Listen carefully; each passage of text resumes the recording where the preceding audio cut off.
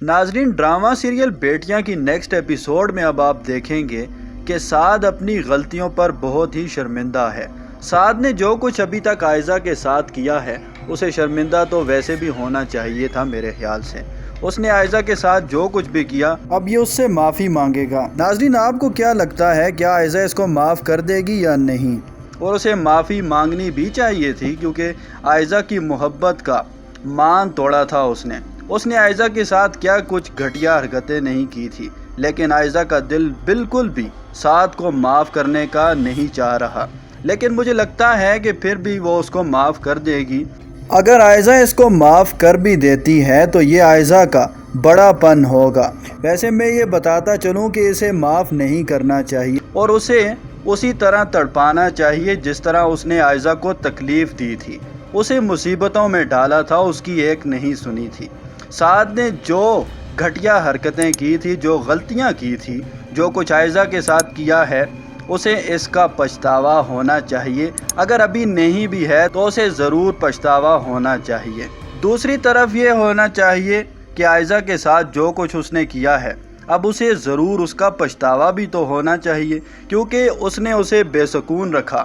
دوسری طرف آپ دیکھیں گے کہ سعد عائزہ سے اب کہے گا، میں مانتا ہوں کہ میں معافی کے لائق بھی بالکل بھی نہیں ہوں، میں نے جو کچھ بھی اب تک کیا ہے تم چاہو تو مجھے معاف نہیں بھی کر سکتی، لیکن اگر تم مجھے معاف کر دو تو میں اسے تمہارا بڑا پن سمجھوں گا۔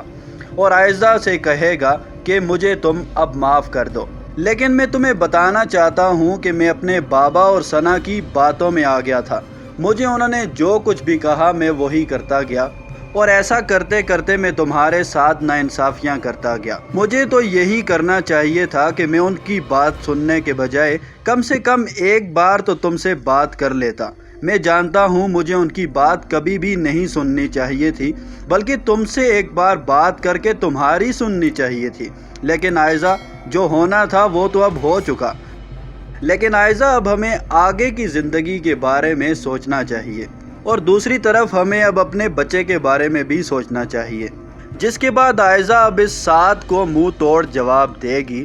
اب عائزہ ناظرین اس کو کہے گی کہ سعد، جس تکلیف سے میں گزری ہوں میں چاہتی ہوں تم بھی اس تکلیف سے گزرو تاکہ تمہیں بھی میری تکلیف کا اندازہ ضرور ہو جائے۔ جس کے بعد سعد فضا کو بھی کال کر کے کہے گا کہ عائزہ سے کہو مجھے معاف کر دے، کیونکہ اب عائزہ کی بے رخی مجھ سے دیکھی مزید نہیں جاتی۔ اس کے بعد فضا بھی عائزہ کو کال کر کے کہے گی کہ کیا تم سعد کو معاف کر سکتی ہو؟ عائزہ کہتی ہے کہ نہیں فضا، سعد کو معاف کرنا میرے لیے بالکل بھی آسان نہیں ہے، کیونکہ تم تو جانتی ہی ہو کہ اس نے میرے ساتھ کیا کچھ نہیں کیا۔